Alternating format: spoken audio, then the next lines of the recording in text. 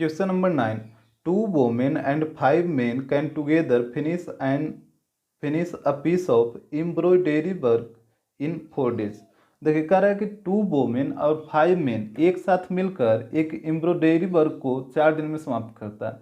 यहाँ पे देखिए एम्ब्रॉयडरी क्या होता है, जैसे साड़ी उड़ी पे जो डिजाइन बनाया जाता है उसी को बोला जाता है एम्ब्रॉयडरी। तो यहाँ पे ध्यान दीजिए, फर्स्ट में बोला है कि 2 वोमेन और 5 मेन ये दोनों मिलकर 4 दिन जब काम करता है तो एक एम्ब्रॉयडरी वर्क समाप्त हो जाता है। मतलब 2 वोमेन भी 4 दिन काम किया और 5 मेन भी 4 दिन काम किया, मतलब दोनों में 4 से मल्टीप्लाई करिए और दोनों जब 4 दिन काम करता है तो कोई एक एम्ब्रॉयडरी वर्क समाप्त हो जाता है। तो इस तरीके से हो जाएगा। भाइल 3 women and 6 main can finish it in 3 days।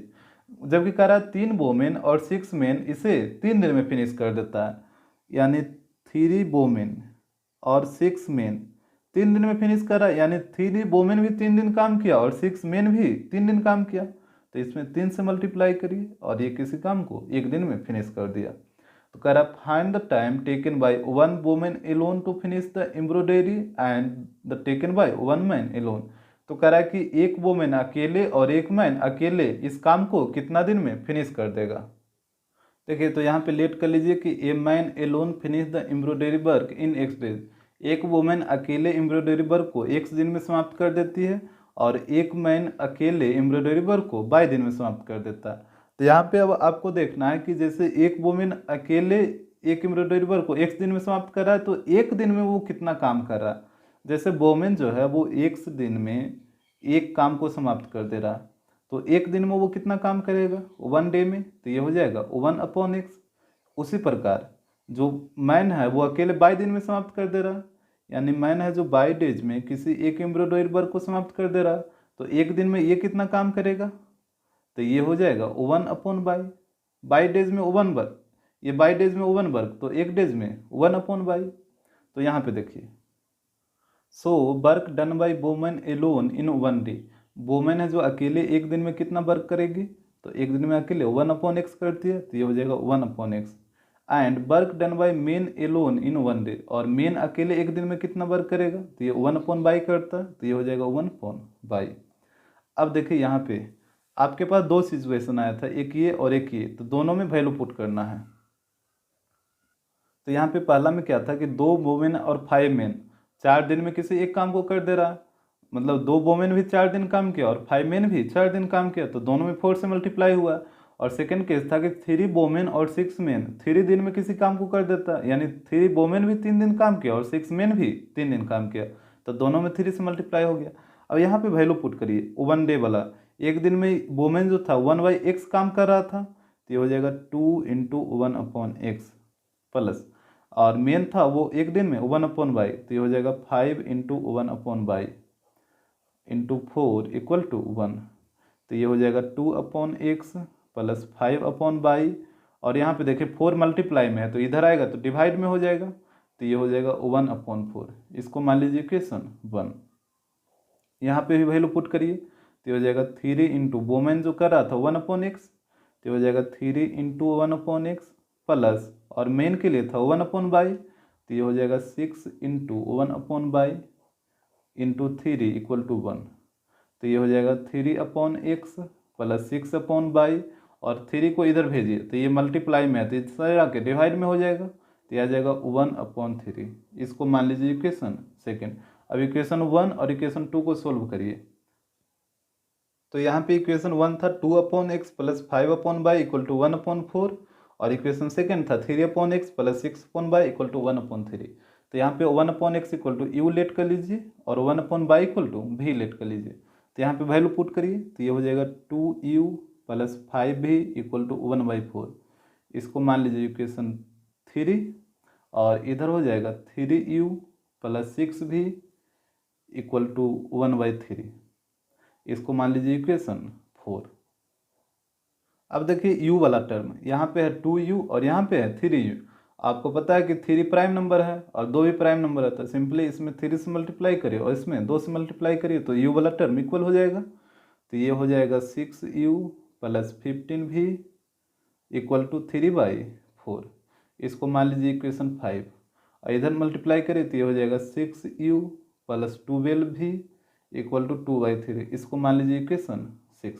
अब यहाँ पे देखिए 5 और 6 में, यहाँ भी 6u और यहाँ भी 6u, तो दोनों इक्वेशन को माइनस करिए।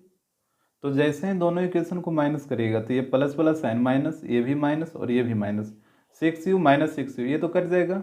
यहाँ पे देखिए 15 भी और माइनस 12 भी, तो यहाँ पे आएगा 3 भी, और इस साइड देखिए 3/4 माइनस 2/3, तो ये हो जाएगा 3 भी इक्वल टू, यहाँ पे एलसीएम ले लीजिए 12, तो ये आ जाएगा 9 माइनस 8, तो यहाँ पे आ जाएगा 1/12, तो ये आ गया 3 भी इक्वल टू 1/12। यहाँ पे क्रॉस मल्टीप्लाई करिए तो यहाँ पे हो जाएगा v इक्वल टू 3 इंटू 12 तो 1/36। अब इस v का वैल्यू इक्वेशन 3 में पुट करिए, तो यहाँ पे देखिए इक्वेशन 3 दे रखा था 2u plus 5v equal to 1/4, तो यहाँ पे हो जाएगा 2u प्लस 5 और v का वैल्यू 1/36, तो यह आ जाएगा 5 इंटू 1/36 इक्वल टू 1/4, तो ये हो जाएगा 2u प्लस 5/36 इक्वल टू 1/4। अब इसको उधर ले जाके माइनस करिए तो ये हो जाएगा 2u इक्वल टू 1/4 माइनस 5/36। अब यहाँ पे एलसीएम ले लीजिए तो ये हो जाएगा 2u इक्वल टू 36 एलसीएम आएगा तो ये हो जाएगा 9 माइनस 5, तो ये हो जाएगा 2u इक्वल टू 4/36। ये 2 से काटिए 2 बार में और 2 से काटिए इसको 18 बार में, तो u का वैल्यू आ जाएगा 1/18। अब देखिए आप लेट किए थे 1/x इक्वल टू u और u का वैल्यू आया है 1/18। अब यहाँ पे क्रॉस मल्टीप्लाई करिएगा तो x का वैल्यू आ जाएगा 18। उसी प्रकार आप लेट किए थे 1/y इक्वल टू v और v का वैल्यू आया 1/36। अब यहाँ पे भी क्रॉस मल्टीप्लाई करिए तो y का वैल्यू आ जाएगा 36। तो यहाँ पे बोवेन जो अकेले एक काम को फिनिश कर रहा था वो x डेज में कर रहा था और x का वैल्यू आया 18, यानी बोवेन अकेले 18 डेज में फिनिश कर देगा, और मैन है जो अकेले फिनिश कर रहा था 22 डेज में और बाई का वैल्यू आया 36, तो ये फिनिश कर देगा 36 days. Question number 10, there are 2 examination rooms A and B. देखिए 2 एग्जामिनेशन रूम है, एक ए है और एक बी है। If 10 candidates are sent from A to B the number of student in each room is same. कहता है कि यदि 10 कैंडिडेट को ए से बी में भेज दिया जाता है तब भी दोनों में सेम ही स्टूडेंट होता है, लेकिन बोला है कि if 20 candidate are sent from B to A the number of student in A is double the number of student in B. कह रहा है कि यदि 20 कैंडिडेट को बी से ए में भेज दिया जाता है तब जो नंबर ऑफ स्टूडेंट ए में जो होता है वो डबल हो जाता है number of student in B के कंपेयर में। यानी एक ए है और एक बी है, अगर बी से 20 स्टूडेंट ए में चला जाएगा तो नंबर ये जो ए में जो स्टूडेंट होगा वो डबल हो जाएगा बी से। तो बोल रहा है कि find the number of student in each room, तो प्रत्येक रूम में कितना स्टूडेंट है। तो लेट कर लीजिए कि let the number of students in room ए में जो टोटल नंबर ऑफ स्टूडेंट है वो टोटल x है, and the number of students in room b, और रूम बी में जो टोटल नंबर ऑफ स्टूडेंट है उसको मान लेते हैं y है। तो अब देखिए अकॉर्डिंग टू क्वेश्चन क्या बोल रहा था कि यदि 10 कैंडिडेट ए से बी में जाता है तब दोनों रूम में कैंडिडेट सेम रहता है, तो एक तरफ रूम ए वाला कैंडिडेट लिखिए और एक तरफ रूम बी वाला कैंडिडेट लिखिए। अब बोला तो ये है रूम ए वाला कैंडिडेट, ये है रूम बी वाला कैंडिडेट, और बोला कि 10 कैंडिडेट ए से बी की ओर जाता है तब दोनों तरफ सेम रहता है। तो जैसे 10 कैंडिडेट इधर चला गया तो इसमें तो 10 घट जाएगा ना, तो 10 ये माइनस हो गया, और 10 इधर आया तो इसमें 10 कैंडिडेट बढ़ जाएगा, यानी इस प्लस 10 हो गया। और उसके बाद बोला था कि दोनों तरफ जो नंबर ऑफ कैंडिडेट होता है वो सेम होता है, ठीक है, मतलब कोई डिफरेंट नहीं, तो यहीं रह जाएगा। तो यहाँ पे हो जाएगा बाई को इधर लाइए तो x माइनस बाई और -10 को उधर भेजिए तो 10 + 10 20 हो जाएगा। तो ये हो गया इक्वेशन 1। उसके बाद देखिए सेकंड केस, एक तरफ x वाला कैंडिडेट लिखिए और एक तरफ y वाला कैंडिडेट लिखिए। और सेकंड केस में क्या बोला था कि if 20 candidate sent from b to a, यदि 20 कैंडिडेट को b से a की ओर भेजा जाता है तो देखिए बी वाला कैंडिडेट यही है, इससे आप 20 कैंडिडेट को ए तरफ भेजिएगा तो इधर 20 कैंडिडेट माइनस हो जाएगा, मतलब घट जाएगा, और इधर 20 कैंडिडेट बढ़ जाएगा तो ये ऐड हो जाएगा इधर 20। तो उसके बाद बोला था कि भेजने के बाद the number of student in A is double the number of student in B. तो बोला कि जैसे 20 कैंडिडेट ए में जाता है तो जो ए में जो नंबर ऑफ स्टूडेंट होता है वो डबल हो जाता है। तो देखिए बोल रहा था कि 20 कैंडिडेट जैसे ही ए तरफ आया इस तरफ तो इसमें जो नंबर ऑफ कैंडिडेट है वो डबल हो गया बी के कंपेयर में। तो जब ये डबल हो गया और आप दोनों को क्या कर रहे हैं, इक्वल कर रहे हैं, तो जब इसमें नंबर ऑफ कैंडिडेट डबल हो जाता है तो इसको भी क्या करना होगा, डबल करना होगा, तभी तो दोनों इक्वल रहेगा। तो इसको डबल करने के लिए इधर 2 से मल्टीप्लाई करिए, तो ये हो जाएगा x + 20 और इधर हो जाएगा 2 - 40, और 2 को इधर लाइए, 20 को उधर भेजिए, तो ये हो जाएगा x - 2 और 20 को उधर भेजिएगा तो -40 और -20, तो ये आ जाएगा -60। इसको मान लीजिए इक्वेशन सेकंड। अब इक्वेशन 1 और इक्वेशन 2 दोनों को सोल्व करिए, तो यहाँ भी आप देख रहे हैं +x और यहाँ भी +x, तो दोनों इक्वेशन को माइनस करिए। तो जैसे इन दोनों इक्वेशन को माइनस करिएगा तो ये माइनस वाला साइन प्लस हो जाएगा, ये प्लस, ये भी माइनस वाला प्लस हो जाएगा और प्लस वाला माइनस हो जाएगा। ये प्लस माइनस ये तो कट जाएगा, -22 और +2 तो यहाँ पे बचेगा 22, और यहाँ पे देखिए 60 और +20 तो ये आ जाएगा 80, और बाई का वैल्यू इक्वेशन 1 में पुट करिए। तो इक्वेशन 1 दे रखा था x - y = 20, तो ये हो जाएगा x माइनस, और y की जगह पुट करिएगा 80, तो x - 80 = 20, 80 उधर जाके ऐड हो जाएगा तो x का वैल्यू आ जाएगा 80 + 20 दैट मीन्स 100। तो रूम ए में नंबर ऑफ स्टूडेंट x था और x का वैल्यू आया 100, दैट मीन्स रूम ए में टोटल 100 स्टूडेंट था। रूम बी में नंबर ऑफ स्टूडेंट 22 था और 22 का वैल्यू आया 80, दैट मीन्स रूम बी में टोटल 80 स्टूडेंट था। Question number 11, a railway half ticket cost half the full fare and reservation charge is same on the half ticket as on full ticket. देखिए कह रहा है कि एक railway में जो हाफ टिकट का जो कॉस्ट है वो फुल फेयर का आधा है। जैसे मान लीजिए फुल फेयर है 50 रुपया, मतलब फुल फेयर का मतलब फुल टिकट का कॉस्ट है 50 रुपया, तो हाफ टिकट का कॉस्ट कितना हो जाएगा, तो फुल फेयर का आधा, तो हाफ टिकट का जो कॉस्ट आएगा वो आ जाएगा 25 रुपया। अगर फुल फेयर है 50 रुपया तो हाफ टिकट का जो प्राइस आ जाएगा वो आ जाएगा 25 रुपया। तो वहीं बोल रहा है कि एक रेलवे में जो हाफ टिकट का कॉस्ट है वो फुल फेयर का आधा है। उसके बाद बोला है कि जो रिजर्वेशन चार्ज है वो सेम है हाफ टिकट पे भी और फुल टिकट पे भी, यानी यदि हाफ टिकट पे लेते हैं तब भी रिजर्वेशन चार्ज उतना ही लगेगा जितना कि फुल पे लग रहा है। देखिए आपको याद रखना है कि यहाँ पे रिजर्वेशन चार्ज क्या होता है। जैसे सपोज मान लीजिए आपको जाना है पटना टू दिल्ली, आपको जाना है पटना से दिल्ली, और पटना से दिल्ली जाने का जो टिकट का जो कॉस्ट है वो है 500 रुपीज़ मान लेते हैं। और तो ये जो 500 रुपीज़ होता है इसमें दो तरह का चार्ज होता है, एक होता है रिजर्वेशन चार्ज और एक होता है बेसिक फेयर चार्ज। एक होगा रिजर्वेशन चार्ज और एक होगा बेसिक फेयर चार्ज। तो जो भी आप टिकट का जो कॉस्ट देखते हैं उसमें दो तरह का कॉस्ट ऐड हुआ रहता है, एक रहता है रिजर्वेशन चार्ज और एक रहता है बेसिक चार्ज। ये रिजर्वेशन चार्ज हर एक जगह कुछ भी रहेगा, ठीक है, कहीं का कुछ कहीं का कुछ। तो यही यहाँ पे भी बोल रखा है कि जो रिजर्वेशन चार्ज है वो सेम है हाफ टिकट पे भी और फुल टिकट पे भी। कह रहा 1 reserved first class ticket from Mumbai to Ahmedabad जिसका कॉस्ट है 216 रुपीज़।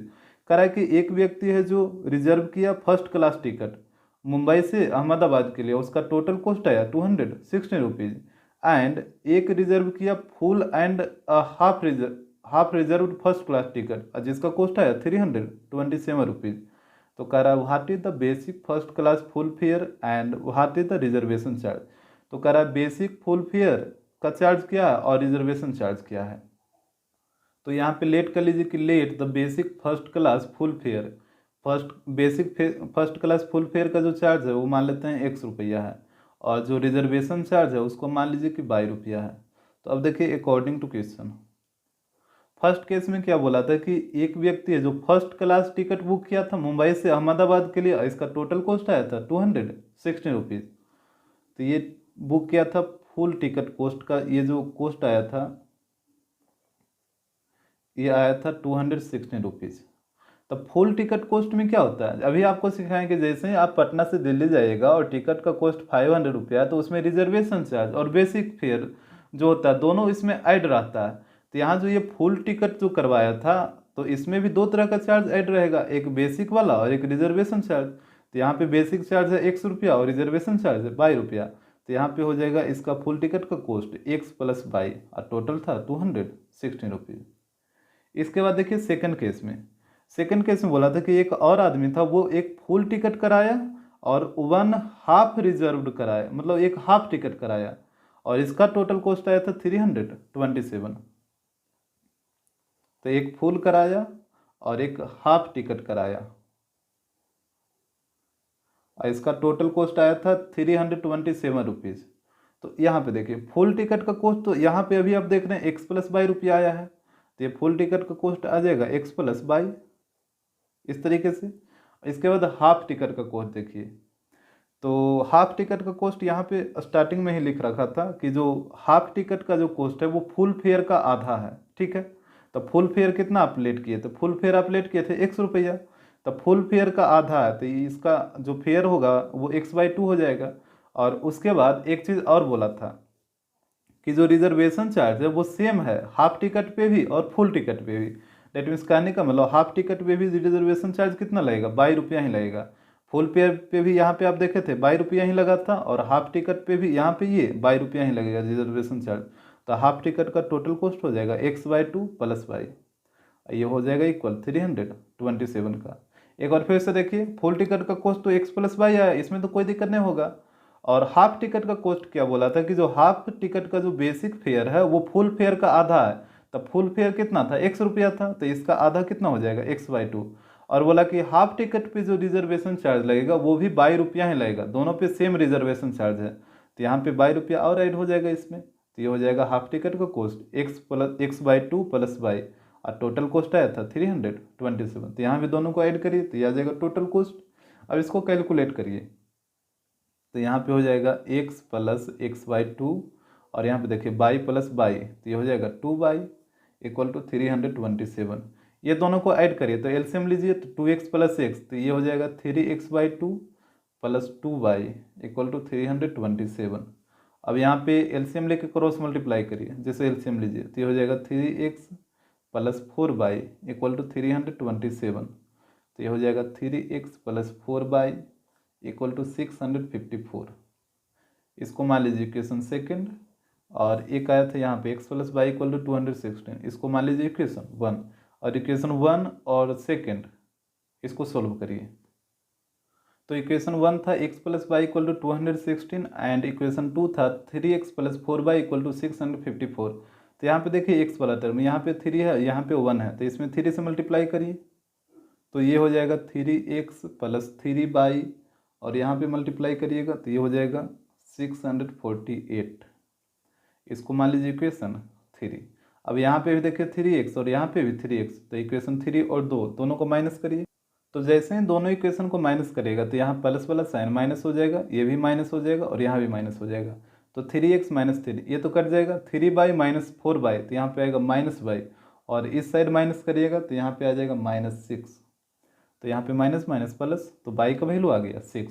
इस y के वैल्यू को इक्वेशन 1 में पुट करिए, तो इक्वेशन 1 दे रखा था x plus y equal to 216, तो यहाँ पे हो जाएगा x प्लस वाई की जगह 6 पुट करिए इक्वल टू 216, 6 को उधर माइनस करिए तो ये हो जाएगा x इक्वल टू 210। तो यहाँ पे फुल फेयर था ₹1 और x का वैल्यू है 210, यानी फुल फेयर था वो था 210 रुपया, और रिजर्वेशन चार्ज था ₹22 और बाई का वैल्यू आया 6, तो रिजर्वेशन चार्ज ₹6 हो जाएगा। Question number 12, a shopkeeper sells a sari at 8% profit and a sweater at 10% discount, thereby getting a sum of 1008 rupees. कह रहा है कि एक जो शॉपकीपर है वो साड़ी को 8% प्रॉफिट पे और स्वेटर को 10% डिस्काउंट पे बेचा, तो उसको टोटल रुपया मिला 1008। डेट मीन्स उसका जो टोटल सेलिंग प्राइस है वो 1008 रुपया आया। फिर बोल रहा है कि if she has sold the sari at 10% profit and the sweater at 8% discount, she would have got 1028 rupees. कह रहा है कि यदि वह साड़ी को 10% प्रॉफिट और स्वेटर को 8% डिस्काउंट पे बेचती तो उसके पास टोटल आता 1028 रुपीज़।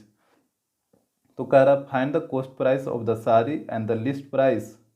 लिस्ट प्राइस का मतलब होता है डिस्काउंट के पहले जो प्राइस था वो, ऑफ द स्वेटर, तो स्वेटर का लिस्ट प्राइस क्या होगा और साड़ी का कॉस्ट प्राइस क्या होगा।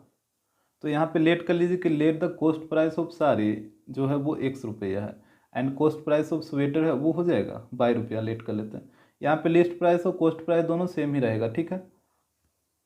अब पहले यहाँ पे समझिए, जैसे मान लीजिए आप एक साड़ी खरीद के लाएँ जिसका कॉस्ट है 100 रुपीज़, ठीक है। एक साड़ी खरीद के लाएँ जिसका कॉस्ट है 100 रुपीज़, और आप इस पर 10% प्रॉफिट पे इसको बेचना चाह रहे हैं, आप इसको 10% प्रॉफिट पे बेचना चाह रहे हैं, तो आप इसको कितना रुपये में बेचिएगा, तो आप इसको बेचिएगा 100 प्लस और 10% इस पर आप प्रॉफिट कमाना चाहते हैं, तो 100 का 10% कितना हो जाएगा, यहाँ पे निकालिए 100 का 10%, तो ये आ जाएगा 10 रुपया। डेट मीन्स आप इस पे 10 रुपया प्रॉफिट कमाना चाह रहे हैं, तो इसको आप टोटल बेचिएगा 100 प्लस 10, डेट मीन्स 100, 10 रुपया में। इसको लिखने का एक दूसरा तरीका भी है, जैसे ये इसका सेलिंग प्राइस आया था 110 रुपीज़, या इसको दूसरा तरीका से आप कैसे लिख सकते हैं, जैसे 100 रुपया में आप खरीद के लाए थे तो 100 रुपया कॉस्ट प्राइस हो गया, प्लस आप 10% प्रॉफिट कमा रहे हैं, तो 10% प्रॉफिट कमाना चाहते हैं तो इसी 100 रुपया पे कमाइएगा ना, तो ये हो जाएगा प्रॉफिट इसका हो जाएगा 100 का 10%, और ये कॉस्ट प्राइस और ये प्रॉफिट दोनों को ऐड कर दीजिए, तो यही आपका सेलिंग प्राइस हो जाएगा जो आया था 110। तो इस तरीके से इसका सेलिंग प्राइस निकाला जाता है। अब सपोज मान लीजिए कि ये जो कॉस्ट प्राइस था 100 रुपया, ये मान लीजिए 100 रुपया है और इस पे आप प्रॉफिट कमाना चाहते हैं 10%, तब इसको कितना में सेल करिएगा, तो यहाँ पे हो जाएगा x प्लस और यहाँ पे 10% प्रॉफिट कमाइएगा, ये इसी के ऊपर कमाइएगा, तो ये हो जाएगा x का 10% और ये दोनों को ऐड कर दीजिए, तो ये टोटल हो जाएगा सेलिंग प्राइस, जैसे यहाँ पे हो गया था सेलिंग प्राइस, इस तरीके से। अब दूसरा चीज़, जैसे मान लीजिए कि आप 100 रुपया में एक साड़ी खरीद के लाएं और इसको 10% डिस्काउंट पे बेचना चाह रहे हैं, यहाँ पे 10% डिस्काउंट है, तो जब आप 10% डिस्काउंट में बेचिएगा तो इसको कितना रुपया में बेचिएगा, तो इसको बेच दीजिएगा 100 माइनस और 10 का 10%, ये 100 का 10% 10 आएगा, तो 100 माइनस 10, डेट मीन्स इसको आप बेचिएगा 90 रुपया में। तो इसको दूसरा तरीका से कैसे लिखिएगा, 100 माइनस और डिस्काउंट आप 10% कर रहे हैं, तो 10% डिस्काउंट करेगा इसी के ऊपर ना, तो यह हो जाएगा 100 का 10%, डेट मीन्स 90 आएगा। तो वही केस होगा एक्स के साथ, मान लीजिए कि कॉस्ट प्राइस है x रुपया और इसको आप बेचना चाहते हैं 10% डिस्काउंट पे, तो इसका जो सेलिंग प्राइस होगा वो कितना हो जाएगा, तो ये हो जाएगा कॉस्ट प्राइस माइनस जो भी डिस्काउंट होगा उसको माइनस कर लीजिए कॉस्ट प्राइस में से, तो ये हो जाएगा x का 10%, यही हो जाएगा इसका सेलिंग प्राइस। तो यहाँ पे देखिए केस 1 में क्या बोला था कि साड़ी को 8% प्रॉफिट और स्वेटर को 10% डिस्काउंट पे जो बेच रहे थे, तो इसका जो टोटल सेलिंग प्राइस आया था वो आया था 1008 रुपया। तो यहाँ पे इसका सेलिंग प्राइस निकालिए और इसका सेलिंग प्राइस निकालिए और दोनों को सेलिंग प्राइस इक्वल कर दीजिए टोटल सेलिंग प्राइस का। तो साड़ी का जो कॉस्ट प्राइस था वो था x रुपया, तो इसका सेलिंग प्राइस हो जाएगा x प्लस और ये जो प्रॉफिट जो इस पर कमाएंगे वो इसमें ऐड हो जाएगा, तो x प्लस x का 8%, क्योंकि वो 8% प्रॉफिट कमा रहे, तो ये हो जाएगा टोटल सेलिंग प्राइस साड़ी का। और स्वेटर का निकालिए सेलिंग प्राइस, तो स्वेटर का कॉस्ट प्राइस था 22 रुपया, तो ये हो जाएगा 22, यहाँ पे माइनस होगा क्योंकि ये 10% डिस्काउंट कर रही है, तो ये हो जाएगा 22 माइनस 22 का 10%, तो ये हो गया स्वेटर का सेलिंग प्राइस। और टोटल सेलिंग प्राइस था 1008, तो यहाँ पे टोटल ऐड करिए, ये आ जाएगा 1008, तो यहाँ पे इसको कैलकुलेट कर लीजिए, तो यहाँ पे आप एलसीएम लीजिएगा तो 100, तो ये हो जाएगा 100x प्लस 8x, और यहाँ पे हो जाएगा एलसीएम 100, तो यहाँ पे हो जाएगा 100 बाई माइनस 10 बाई, और यहाँ पे आ जाएगा 1008, यहाँ पे ऐड करिए तो 108x अपॉन 100 प्लस यहाँ पे आ जाएगा 90 बाई अपॉन 100 इक्वल टू 1008, यहाँ पे एलसीएम ले लीजिए 100, तो आ जाएगा 108x plus 90 y equal to 1008, cross multiply करिए, तो आ जाएगा 108x plus 90 y equal to 100800। इसको मान लीजिए इक्वेशन 1। केस सेकेंड में बोला था कि यदि वो साड़ी को 10% प्रॉफिट और स्वेटर को 8% डिस्काउंट पे सेल करती तो उसको टोटल सेलिंग प्राइस आता 1028 रुपीज़। तो यहाँ पे देखिए दोनों का सेलिंग प्राइस निकालिए, तो साड़ी का जो कॉस्ट प्राइस था वो था x रुपया, तो यहाँ पे हो जाएगा इसका selling price x plus x का 10%, ये हो गया साड़ी का सेलिंग प्राइस। उसका स्वेटर का निकालिए, तो स्वेटर का कॉस्ट प्राइस था 22 रुपया और यहाँ पे 8% इसको डिस्काउंट पे बेच रहे हैं, तो ये हो जाएगा 22 माइनस 22 का 8%, और यहाँ पे टोटल सेलिंग प्राइस दे रखा था 1028, तो यहाँ पे टोटल सेलिंग प्राइस ऐड करिए इसको, ये इक्वल हो जाएगा 1028 का। तो यहाँ पे इसको कैलकुलेट करिए, तो ये हो जाएगा 100 plus 10 that means 110x upon 100, इधर हो जाएगा 100 माइनस 8, तो यहाँ पे 92 बाई अपॉन 100 इक्वल टू 1028। अब यहाँ पे एलसीएम लेके क्रॉस मल्टीप्लाई करिए, तो एलसीएम लीजिएगा तो 100, तो ऊपर तो सेम चीज़ रहेगा 100x प्लस 92 बाई, और ये 100 उधर जाके क्रॉस हो जाएगा, तो ये आ जाएगा 1102800। इसको मान लीजिए इक्वेशन सेकंड। अब इक्वेशन 1 और इक्वेशन 2 दोनों को सोल्व करिए। तो यहाँ पे इक्वेशन 1 था 108x plus 90y equal to 1000800 and equation second था 110x plus 92y equal to 102800। आप यहाँ पे ध्यान से देखिए कि 108 110 यहाँ पे 2 का डिफरेंस है, यहाँ पे 90, यहाँ पे 92, यहाँ पे भी 2 का डिफरेंस है। तो आप क्या करिए कि दोनों इक्वेशन को माइनस करिए। तो जैसे ही माइनस करिएगा तो ये प्लस वाला माइनस, यहाँ भी माइनस और यहाँ भी माइनस। तो 108 माइनस 110 तो यहाँ पे आएगा -2x, यहाँ पे आएगा -2y और इधर माइनस करिएगा तो इधर आ जाएगा -2000। तो यहाँ पे -2 कॉमन लीजिए तो ये हो जाएगा x plus y equal to -2000। यहाँ पे देखिए माइनस माइनस प्लस हो जाएगा और 2 से कट जाएगा 1000 बार में। तो यहाँ पे आ जाएगा x plus y equal to 1000। यहाँ पे x का वैल्यू निकाल लीजिए तो x का वैल्यू आ जाएगा 1000 माइनस वाई। इसको मान लेते हैं इक्वेशन 3। अब इस x के वैल्यू को इक्वेशन 1 में पुट करिए। तो इक्वेशन 1 दे रखा था 108x plus 90y equal to 100800। तो यहाँ पे वैल्यू पुट करिए तो ये हो जाएगा 108 और x की जगह पुट करिएगा 1000 माइनस बाई। तो यहाँ पे आ जाएगा 1000 minus by plus 90y equal to आ जाएगा 100800। यहाँ पे मल्टीप्लाई करिए तो आ जाएगा 108000 minus 108y plus 90y equal to 100800। यहाँ पे देखिए, यहाँ पे इसको कैलकुलेट करिए और इसको उस साइड भेज दीजिए। तो यहाँ पे इसको कैलकुलेट करिएगा तो यहाँ पे आ जाएगा -18y और इसको उधर भेजिए तो ये हो जाएगा 100800, उधर जाके माइनस हो जाएगा 108000। तो यहाँ पे आ जाएगा -18y इक्वल टू यहाँ पे आ जाएगा -7200। तो यहाँ पे माइनस माइनस प्लस हो जाएगा और 18 से ये कटेगा 400 बार में। तो बाई का वैल्यू आ जाएगा 400। इस बाई के वैल्यू को इक्वेशन 3 में पुट करिए। तो यहाँ पे देखिए इक्वेशन 3 था x equal to 1000 minus y, यही था इक्वेशन 3। तो इसमें पुट करिए तो x का वैल्यू आ जाएगा 1000 minus 400, that means x equal to आ जाएगा 600। तो साड़ी का कॉस्ट प्राइस था x रुपीज़ और x का वैल्यू आया 600, डेट मीन्स साड़ी का जो कॉस्ट प्राइस आ जाएगा वो 600 रुपीज़ और स्वेटर का कॉस्ट प्राइस था 22 रुपीज़ और बाई का वैल्यू देखिए आया 400।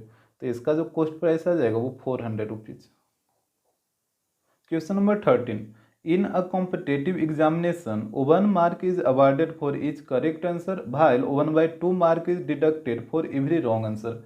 करा एक कॉम्पिटेटिव एग्जाम में प्रत्येक सही आंसर के लिए 1 मार्क दिया जाता है और प्रत्येक गलत आंसर के लिए 1/2 मतलब आधा मार्क काट लिया जाता है। Jayanti answered 120 question and got 90 marks. Jayanti है जो टोटल 120 क्वेश्चन का आंसर दी और उसको टोटल आया 90 मार्क्स। तो कह रहा how many question did she answered correctly. तो 120 क्वेश्चन का आंसर दी थे, उसमें से कितना आंसर उसका, कितना क्वेश्चन का आंसर सही है। तो यहाँ पे लेट कर लीजिए कि let the number of question she answered correctly. वो जो सही क्वेश्चन का आंसर दी थी वो मान लेते हैं टोटल x क्वेश्चन का आंसर वो सही सही दी थी। तो the number of question she answered wrongly, तो वो कितना क्वेश्चन का आंसर गलत देगी। तो वो टोटल 120 क्वेश्चन का आंसर दी थी जिसमें x क्वेश्चन का आंसर सही सही दिया, तो गलत कितने क्वेश्चन का आंसर दिया। जैसे मान लीजिए 120 क्वेश्चन आप अटेम्प्ट किए हैं जिसमें से 100 क्वेश्चन का आंसर आप सही सही दिए, तो कितना क्वेश्चन का आंसर आप गलत दिए, 20 क्वेश्चन। डेट मीन्स 100 को इसमें से माइनस करना होगा। उसी प्रकार यहाँ पे x क्वेश्चन का आंसर सही सही दी, तो कितना क्वेश्चन का आंसर गलत दी होगी, तो 120 माइनस x। तो ये हो जाएगा 120 माइनस x, डेट मीन्स इतना क्वेश्चन का आंसर वो गलत गलत दी। अब देखिए अकॉर्डिंग टू क्वेश्चन बोला था कि प्रत्येक सही आंसर पे 1 नंबर मिलता है और प्रत्येक गलत आंसर पे 1/2 नंबर काट लिया जाता है। तो प्रत्येक सही क्वेश्चन पे 1 नंबर देगा और टोटल नंबर ऑफ क्वेश्चन जो सही वाला है वो x है, तो इसको टोटल नंबर मिल जाएगा x × 1। उसके बाद बोला कि प्रत्येक गलत क्वेश्चन पे 1/2 नंबर काट लिया जाता है। तो यहाँ पे टोटल गलत क्वेश्चन था 120 माइनस x, इस पे 1/2 नंबर काट लेगा तो इसमें 1/2 से मल्टीप्लाई करिए। डेट मीन्स इतना नंबर उसका कट जाएगा। तो इतना नंबर जब कट जाएगा तो इसको क्या करना होगा, माइनस करना होगा ना। तो यहाँ पे माइनस हो जाएगा और टोटल जो मार्क्स आया था इसका 90 आया था, तो यहाँ पे ये इक्वल टू हो जाएगा 90। तो यहाँ पे कैलकुलेट करिए, ये हो जाएगा x माइनस 1/2 से दोनों में मल्टीप्लाई करिए तो ये हो जाएगा 60 minus x by two equal to 90। अब यहाँ पे ये ब्रैकेट ओपन करिए तो हो जाएगा x minus 60 plus x by two equal to 90। अब 60 को उधर भेजिए और ये हो जाएगा x plus x by to और 90 प्लस 60 150 और दोनों को ऐड करिए तो दोनों को ऐड करिएगा तो ये हो जाएगा 3x बाई टू। एलसीएम ले लीजिएगा इस तरीके से 2x प्लस एक्स हो जाएगा तो 3x by two equal to 150। यहाँ पे काटिए 3 से 50 बार में। अब यहाँ पे क्रॉस मल्टीप्लाई करिए तो x का वैल्यू आ जाएगा 100। तो number of question she answered correctly, वो टोटल x क्वेश्चन का आंसर सही सही दी थी और x का वैल्यू आ गया 100, यानी टोटल वो 100 क्वेश्चन का आंसर सही सही दी थी।